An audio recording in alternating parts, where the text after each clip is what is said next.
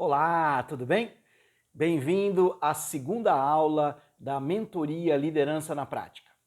Nesta videoaula eu vou falar com você sobre autoconhecimento. Eu sei que é um assunto que muitas pessoas falam quando a gente comenta sobre desenvolvimento de lideranças. E até por exatamente muitas pessoas falarem sobre isso, é que este é um assunto extremamente importante. Então, nesse nosso encontro de hoje, eu vou comentar um pouco algumas estratégias para você aprimorar, desenvolver o seu autoconhecimento. E de que maneira que isto pode te ajudar no desenvolvimento do seu potencial de liderança. Vamos junto?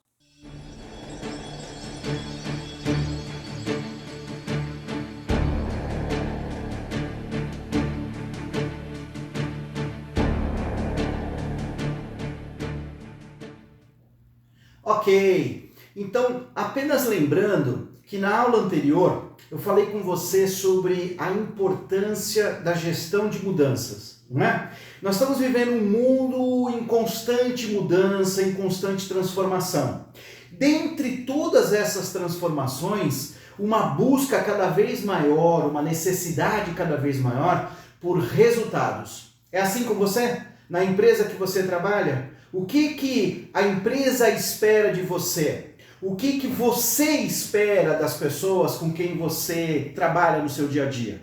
Então nós vivemos hoje uma série de novas necessidades, não só no aspecto profissional, mas também na vida do dia a dia, não é assim? Então, nós vivemos hoje uma necessidade por inovação, por saber trabalhar em equipe, por desempenhar um processo de autodesenvolvimento, ter uma performance, um resultado mais elevado, você ter algumas características de empreendedorismo. Eu tenho certeza que você percebeu que essa constante mudança no mundo moderno traz novas exigências para cada um de nós. Por isso mesmo, entender um pouco melhor como é que a gente lida com tudo isso é um dos aspectos fundamentais para o resultado. Para que a gente possa atingir resultados melhores, alcançar uma performance mais elevada, para que a gente possa ter um desempenho junto com as outras pessoas naquele nível que a gente espera ou que até a própria organização espera da gente, é fundamental então que a gente tenha esse olhar para dentro de nós.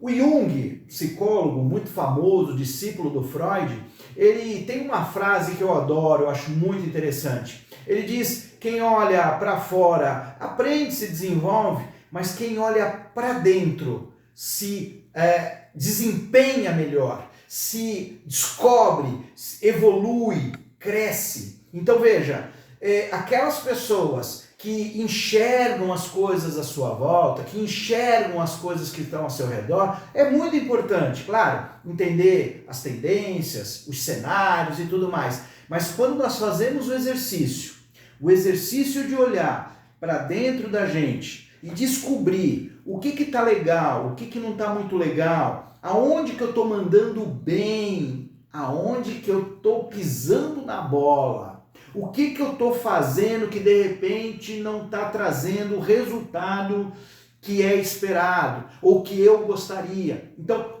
tudo isso passa por esse processo do autoconhecimento. Às vezes parece simples, às vezes parece assim, não, eu me entendo, eu me conheço, eu sei mais ou menos como é que eu sou, né? Eu sei que eu sou assim, etc. Até no vídeo anterior eu comentei da síndrome de Gabriela, você lembra? Você assistiu? Então, eu comentei da síndrome de Gabriela, aquelas pessoas, né, que eu sou assim, etc e tal. Mas o grande processo de autoconhecimento é perceber a sua capacidade de evolução. Eu estou aberto para aprender? De verdade. Eu estou no momento da minha vida em que eu estou percebendo que por mais que eu tenha já alguma experiência, já tenha vivido por várias coisas interessantes, já tenha adquirido vários conhecimentos, enfim, mas eu estou aberto para esse processo? Então, lembre-se, o autoconhecimento passa exatamente por essa capacidade de reconhecer, compreender o seu estado de espírito. Como é que você lida no dia a dia quando algo não sai do jeito que você quer? Qual é a sua reação? Já parou para pensar? Você já avaliou quando alguém te fala alguma coisa que você não gosta, que não bate, que não alinha com aquilo que você acredita? Qual é a maneira que você geralmente reage? Existem alguns padrões de comportamento. Existem algumas maneiras de reagir às situações do dia a dia. O autoconhecimento nos ajuda a entender qual que é esse nosso padrão. Qual é o seu? De que maneira que você reage? Então, eu vou te dar uma dica de 4 tipos de comportamento, de 4 formas típicas que as pessoas reagem. A gente sempre tem uma que é um pouquinho mais forte, um pouquinho mais destacada, mas na verdade 3 delas nós temos aí presentes na nossa vida, no nosso dia a dia, tá bom? Então, eu vou comentar com você os 4 tipos de comportamento mais comuns para você ver aonde que você está, que tipo de comportamento que você está usando mais no seu dia a dia. Então, nós temos 4 tipos de comportamento. 3 deles são comportamentos naturais, são reações naturais, formas naturais que nós temos de reagir diante das situações que acontecem com a gente no dia a dia. Eu vou comentar um pouquinho de cada um, e o 4º comportamento é um comportamento aprendido. É quando eu consigo identificar o meu padrão, a forma como mais comum de eu reagir às situações do dia a dia, e a partir disso eu consigo desenvolver, a partir do autoconhecimento, um padrão de comportamento mais adequado e mais desejado. O primeiro padrão, a primeira forma comum é um padrão de comportamento passivo. O que é isso? O que é esse comportamento passivo? É um comportamento daquela pessoa que, diante das situações do dia a dia, ela tem aquela atitude meio de, deixa pra lá, não, é melhor eu não fazer nada, é melhor eu deixar quieto, isso aí é muito complicado. Então, esse padrão de comportamento passivo, nós temos, é da nossa natureza, ele faz com que muitas vezes a pessoa tenha uma certa dificuldade de reagir às situações do dia a dia. No exercício da liderança, é aquele líder, é aquele gestor que muitas vezes é identificado pela equipe como aquele líder bonzinho demais, meio bobão, meio que todo mundo passa por cima, que não garante o respeito da equipe. Conhece? Identificou? Já trabalhou com alguém assim? Identifica essa característica em você? Percebe que você tem essa característica um pouquinho mais forte? Muito bem. Existe um oposto. Existe um outro comportamento que, diante das situações do dia a dia, existem pessoas que tendem a agir de maneira mais agressiva. Ou seja, tomou, levou. Bateu, já reage, já dá porrada, já discute, já entra pra briga, não leva desaforo pra casa. É aquela pessoa que tem uma atitude, tem pegada, como dizem por aí, né? Mas assim, essa pegada exagerada, ela acaba fazendo exatamente o quê? Afastando as pessoas. Uma pessoa em cargo de gestão que tem uma atitude, que tem um comportamento mais agressivo, o que acaba acontecendo? Essa pessoa é aquele meio que ditador, conhece? Aquela pessoa que impõe, que ela não ouve os outros, ela vai naquilo que ela acredita. O detalhe é que esse tipo de comportamento até traz resultado, óbvio. Você tem alguém como gestor que vai lá, que se coloca, que impõe, que determina, que ele cria resultado. Mas ao mesmo tempo que ele gera resultado, ele também gera o desconforto da equipe. As pessoas começam a cair fora. As pessoas não querem trabalhar com alguém assim. É muito opressivo, é muito massacrante. Então, se você percebe em você esta característica mais forte, comece a tomar cuidado e comece a perceber isso e como que você pode trabalhar para mudar. O terceiro comportamento natural é a mescla dos dois, só que no sentido mais negativo. A gente chama de um comportamento passivo-agressivo ou manipulador. Sabe aquela pessoa que não fala na frente, mas pelas costas está lá fazendo aquela fofoca, comentando alguma coisa, ele não te dá a real, mas ele cria uma circunstância. Então, esse perfil manipulador faz parte da nossa natureza. Esses três comportamentos faz parte da nossa natureza. Acontece que esse perfil meio que guarda mágoa, hoje em dia está na moda falar mimimi, né? Então é aquele cara, é aquela pessoa, aquele gestor, aquela gestora que guarda rancor, que guarda mágoa, que guarda ressentimento, que não expressa aquilo que está sentindo, aquilo que está vivendo, mas que vai e que daqui a X tempo volta e fala assim: você lembra que lá naquela você falou tal coisa, então a pessoa fica remoendo. Isso faz um mal para ela mesma, contamina a equipe, detona a moral de todo mundo. Então, esses três comportamentos que eu citei são três comportamentos naturais. São três comportamentos que nós temos, que nós reagimos à nossa vida. Nós temos os três, nós temos uma tendência a ter um pouquinho mais forte do que os outros.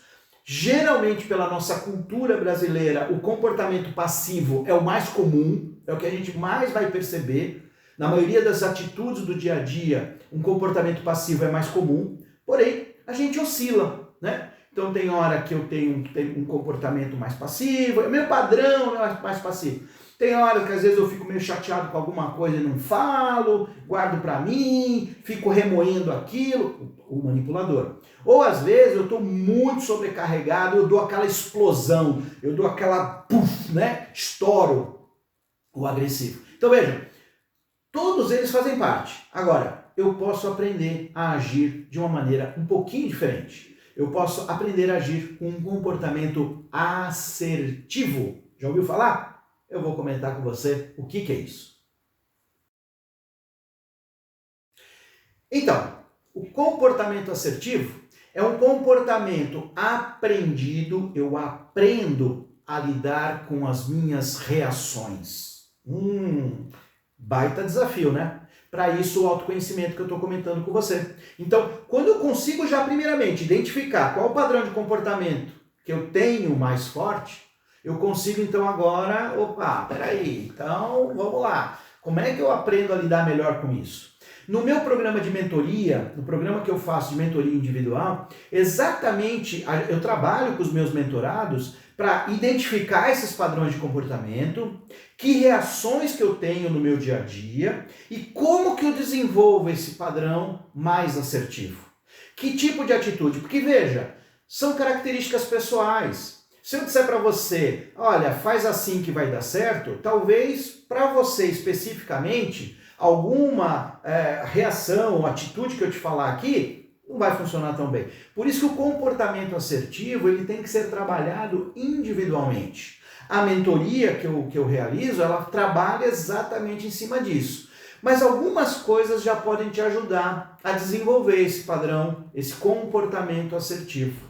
E eu vou comentar com você como que você aprimora para chegar num comportamento cada vez mais assertivo no seu dia a dia. Ok? Ficou curioso? Quer saber como desenvolver esse comportamento assertivo? Tenho certeza. Lembra na aula passada que eu falei sobre mindset? Falei do padrão de pensamento? Começa por aí. Então, eu preciso começar a trabalhar o meu padrão de comportamento. Para eu ter um comportamento mais assertivo, eu preciso começar a identificar quais são as minhas crenças, as coisas que eu acredito, que eu repito no meu dia a dia, que eu internalizei, que eu coloquei para mim, que eu uso tanto como um comportamento que pode ser passivo, agressivo, manipulador. Então eu preciso entender que tipo de crenças, que tipo de pensamentos estão dentro de mim, que eu trabalho com eles, que eu repito, que eu acordo de manhã e começo a pensar. Eu vou dar alguns exemplos para você, tá bom? Mas antes dos meus exemplos, eu quero que você faça um exercício. Então, se possível, pausa esse vídeo, pausa essa aula e lembra, papel e caneta na mão? Se você não pegou, é a hora. Pausa o vídeo e escreve lá quais são os seus padrões de pensamento, quais são as suas crenças, as coisas que você acredita que fazem com que você tenha um comportamento, às vezes, limitador. Já ouviu falar em crenças limitadoras? É isso. São aqueles padrões de pensamento que fazem com que a gente dê aquela travada no dia a dia. Seja na liderança, seja na vida do dia a dia mesmo, pessoal. Então, pause e escreva. Olha só, eu vou te dar alguns exemplos de crenças limitadoras, de padrões de pensamento que fazem com que a gente, muitas vezes, dê aquela travada. Nunca vou conseguir dinheiro suficiente ou, ainda, não tenho dinheiro para nada. Aquela pessoa que, né, ela não conseguiu ainda compreender que o dinheiro é algo dinâmico, ok? Então ela está ainda naquele padrão de que o dinheiro só vem da forma clássica. Ela se prendeu a um padrão, a uma crença de que o dinheiro só vem do mesmo lugar, da mesma fonte. Dinheiro, ele vem de diversos recursos. Lembre-se da questão das oportunidades. Falei isso também na aula passada, ok? Tem outros que têm aquela crença, essa é uma das crenças assim que nossa senhora, quando eu ouço isso, quando alguém me fala isso, caraca, me dá arrepio. Não tenho tempo para nada. Nossa, tempo é uma questão de organização, de prioridade. Então, quando alguém fala que não tem tempo, na verdade ela não tem prioridades. Ela não quer fazer aquilo. Ela não tem interesse. Aquilo não é tão importante para ela. Porque se for, tempo se arruma. Você ajusta. Tudo precisa ser perfeito. Conhece alguém assim? Aquela pessoa que tem que ser tudo perfeitinho, tudo detalhado, ela perde... Aí eu tô de novo, né? Perde tempo fazendo o detalhe do detalhe do detalhe. Nossa Senhora, isso é terrível. Mas é o que a pessoa acredita. Ela aprendeu assim. Aliás, as crenças, elas podem vir de aprendizados que a gente teve na infância, na adolescência, até na fase adulta. Família, amigos, chefes anteriores, gestores anteriores que nós tivemos. Tudo isso vão trazendo. Algumas dessas crenças são minhas que eu fui aprendendo, né? Eu fui adquirindo ao longo da vida. Tem gente que fala assim, Rogério, eu não consigo me organizar, eu sou muito desorganizado. A partir do momento em que você fala isso, pensa isso, fala isso e coloca isso em prática, de fato, aquilo que você pensa, aquilo que você fala, é aquilo que você concretiza. Então veja, eu preciso começar a mudar o meu padrão de pensamento e o meu padrão de fala. Se eu quero ter um comportamento mais assertivo, eu preciso começar a trabalhar esse meu padrão de pensamento. Ou seja, então eu vou começar a falar assim, eu não consigo me organizar. Não, pera um pouquinho. O que eu posso fazer para me organizar de forma diferente? Rogério, eu não sou bom o suficiente, eu não sei tudo o que eu preciso. Conhece alguém que está acumulando, compra livro, faz curso, faz outro curso, adquire outra coisa, lê tudo que a pessoa acumuladora, ela acha que tudo aquilo que ela já tem não serve, não é o suficiente. Esse é um dos grandes sabotadores da vida das pessoas.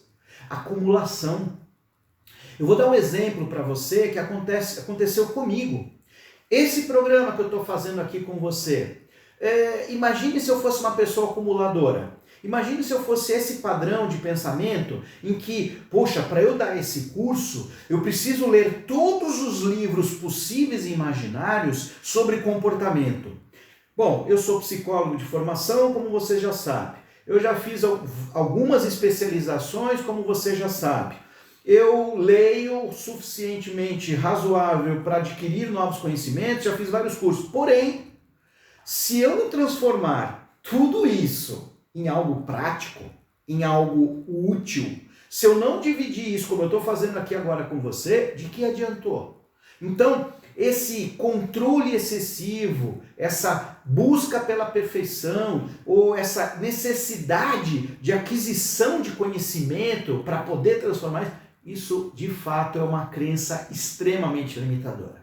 Então, uma das coisas que eu pratico na minha vida, e inclusive este programa é o resultado disso que eu vou falar agora, é planeja e faz. Planeja e faz. Vai executando, vai corrigindo o rumo, vai colocando em prática. Isso é uma crença. Se você tem a crença de que para eu fazer alguma coisa precisa estar tudo perfeito, tudo sob absoluto controle, você está efetivamente se sabotando. E o comportamento assertivo, ele não é nem um pouco sabotador. Ele é exatamente o contrário. Ele te impulsiona a realizar.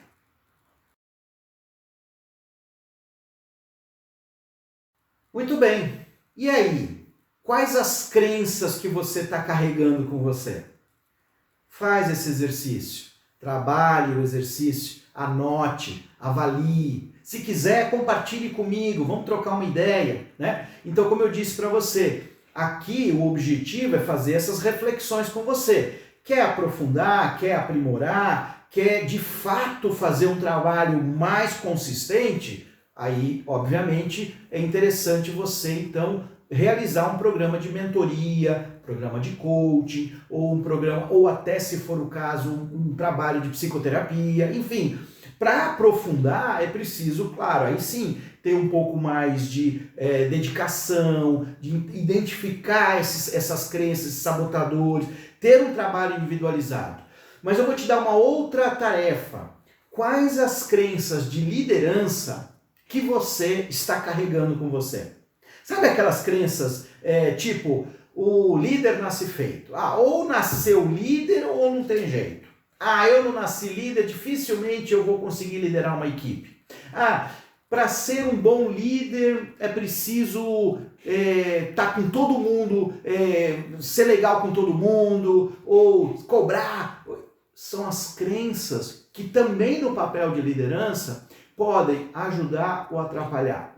Quando eu falei dos 3 comportamentos, né, e do comportamento assertivo, um líder assertivo, por exemplo, é aquele que conhece a equipe, que identifica esses padrões de comportamento também na equipe e age de forma individualizada a pontuar com cada um deles. Mas de maneira a ir de forma diretiva, de forma a pontuar, sem ficar com rodeios, sem aquela conversa que não leva a lugar nenhum. Agora, é claro que para isso também é preciso tomar cuidado para não ser agressivo. O comportamento assertivo, ele tem um quase de agressividade. Quase. A diferença está nisto. Está na maneira de abordar, na maneira de falar. Mas o comportamento assertivo, ele é direto, ele é honesto, ele preserva a você e a outra pessoa. Para desenvolver, é preciso então fazer essa imersão. Como que eu posso trabalhar a minha comunicação, a minha postura, como que eu vou lidar com aquela pessoa, que tipo de reação que aquela pessoa costuma ter. Se eu for mais pesado com ela, pode ser que eu estrague, se eu for muito suave, pode ser que eu estrague. Eu gosto de sempre citar um livro que eu adoro, que é o livro do Bernardinho, Transformando o Suor em Ouro. Se você ainda não leu esse livro, fica como mais uma tarefa para você. Ele traz diversos exemplos de como trabalhar o alto desempenho da equipe. Porém, precisa para isso se conhecer antes de começar a querer trabalhar melhor a sua equipe.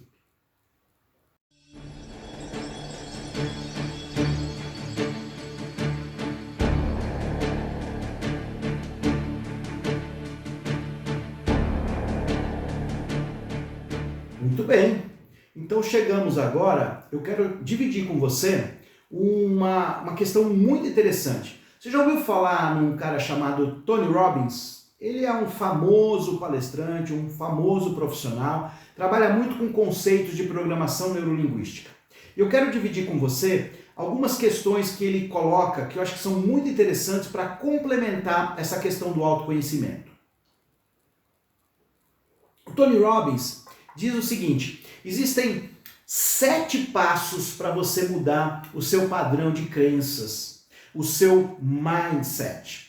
Ele diz o seguinte, o sucesso, olha que interessante, o sucesso não vale nada se não temos alguém para partilhá-lo. Olha que legal, né? Então, você tem aquela pessoa com quem você pode dividir, compartilhar, conversar, trocar ideia, né? Então, é muito legal você buscar alguém, seja no papel até de um amigo, ou de um mentor, ou de um outro profissional, com quem você possa partilhar isso. Esses 7 passos, o Tony Robbins diz o seguinte, o primeiro deles é a clareza. Você precisa primeiramente ter clareza e reconhecer aonde você está nesse exato momento. Como é que eu estou? Quais são as minhas necessidades? Aonde eu quero chegar? Como que eu estou? Então, quando eu faço esse exercício de clareza, eu começo a trabalhar um pouco assim, bacana. Se eu quero chegar a um determinado nível, a um determinado patamar, eu preciso entender qual é o meu ponto de partida. O segundo item que ele coloca é a certeza. A partir do momento que você sabe aonde você está, agora é necessário criar uma certeza viva. Acreditar que você tem capacidade de ter um sonho e torná-lo real. Então é a hora em que você fala assim, tá, eu estou aqui e agora o que eu quero alcançar? O que eu quero atingir? Qual é o resultado que eu quero alcançar daqui a determinado tempo?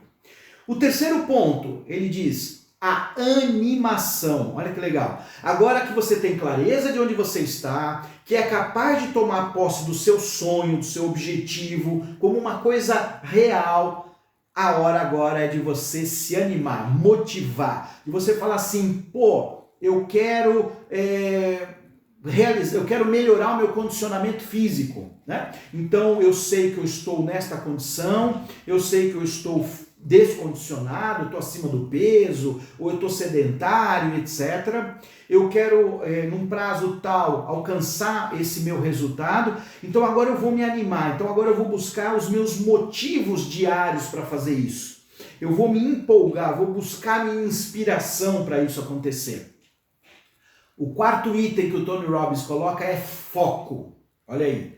Foco é igual a realidade. Depois de você se animar sobre os objetivos, é hora de você definir metas para alcançar os resultados que você mais deseja e decidir o prazo que você quer para alcançá-los. Então, foco, determina, coloca na prática, alinha, ajusta. O quinto item que ele coloca, comprometimento. Agora que você está direcionando o foco para onde você deseja chegar na sua vida, é hora de você se dedicar. Dedicação, comprometimento, disciplina. O verdadeiro compromisso com suas metas vem por saber que elas são suas obrigações.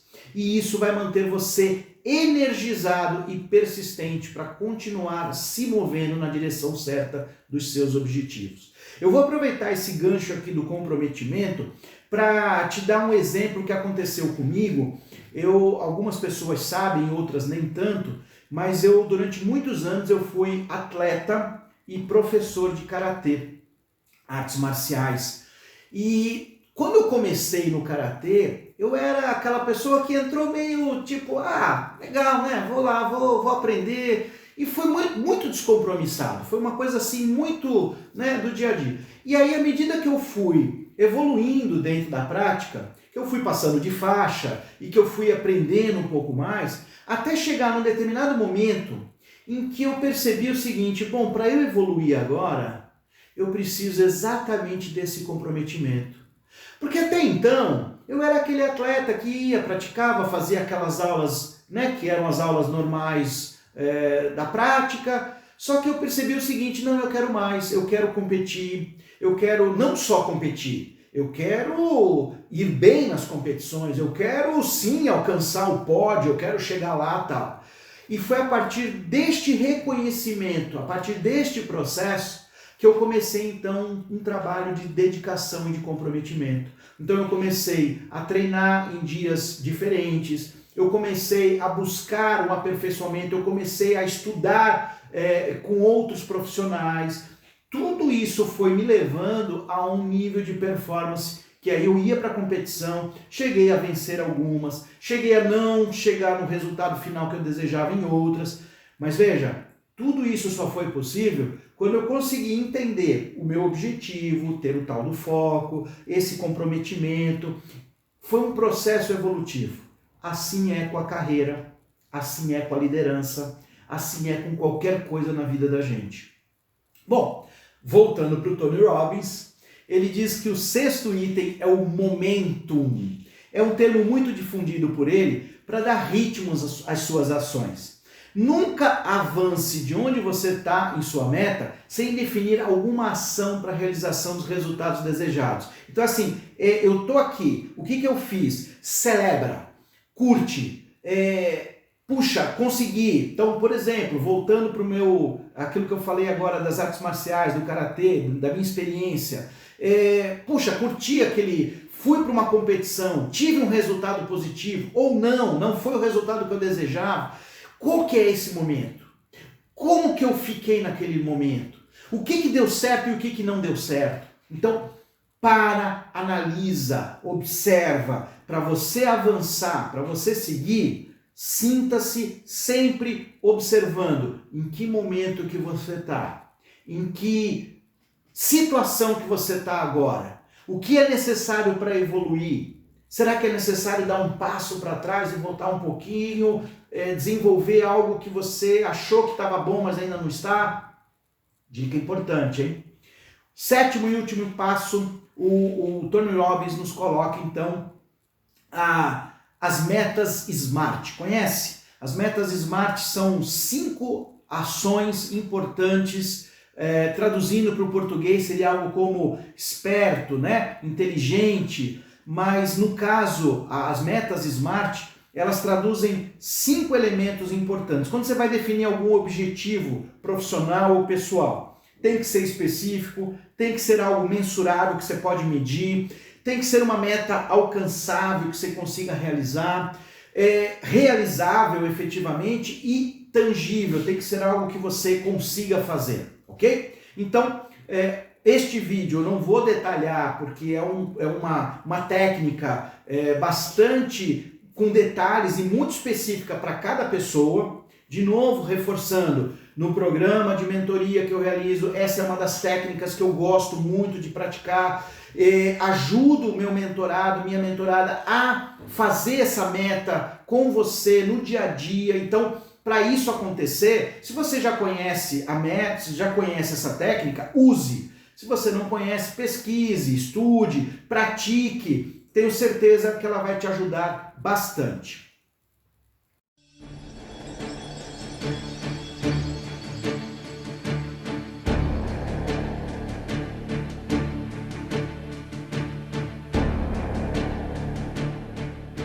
Muito bem. Então, agora eu vou falar um pouco com você sobre propósito.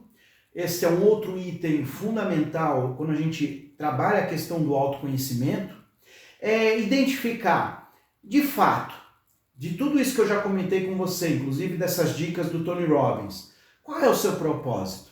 Qual é o seu objetivo efetivamente? Então, quando eu falo de propósito, a primeira coisa que você precisa definir é o que você quer alcançar. O que você quer alcançar com a sua liderança? O que você quer alcançar na sua carreira? O que você quer alcançar no relacionamento? O que você, enfim, pense em todos os aspectos da vida, não é? Então, alinhe, escreva, sempre use o exercício da escrita, ele é extremamente poderoso. Escrever ajuda você a tirar da cabeça a ideia e colocá-la de uma forma mais concreta. Então, primeira coisa, defina seus objetivos, o que você quer. Feito isso, trabalhe os cenários que você tem à sua frente. Como é que está o momento da sua empresa? Como é que está a sua carreira hoje? Como é que é a equipe que você trabalha? Que tipo de oportunidades você tem?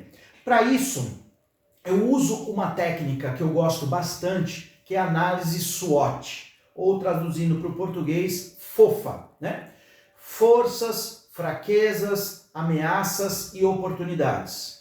Então, nessa técnica da análise SWOT, ela foi desenvolvida para avaliar uma empresa, né? Então, quando eu penso numa empresa, eu uso a análise SWOT exatamente com essa finalidade de analisar a empresa. O que a empresa tem de forças, de pontos fracos, quais são as ameaças que podem fazer com que a empresa não consiga se desenvolver no mercado, quais são as oportunidades que ela tem e assim por diante.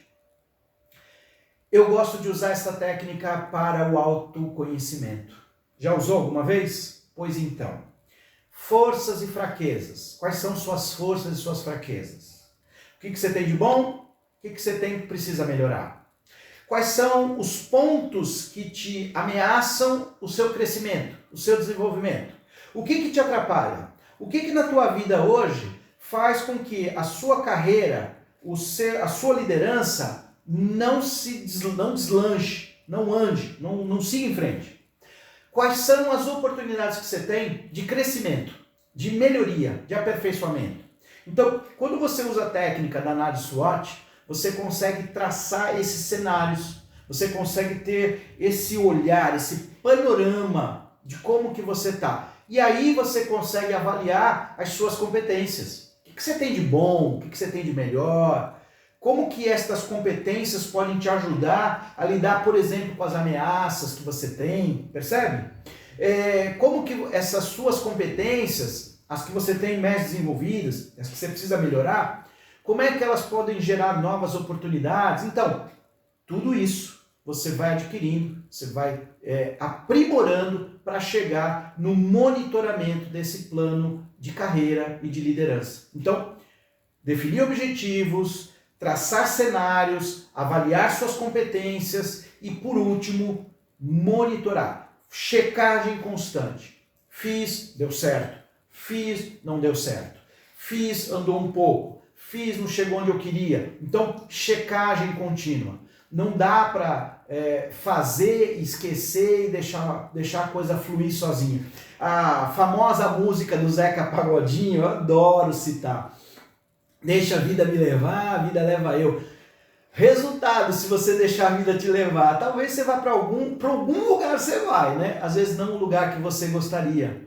Mas, se eu nem sei para onde eu quero ir, então de repente pode até deixar a vida te levar mesmo. Então veja, para que você possa aprimorar a sua liderança, trabalhe esses aspectos que eu trouxe para você. Tem uma frase do Steve Jobs, eu quero encerrar com ela, que eu tenho certeza que ela é muito interessante, né? Ela dá aquela sacada que a gente precisa. O Steve Jobs dizia o seguinte: decidir o que não fazer é tão importante quanto decidir o que fazer.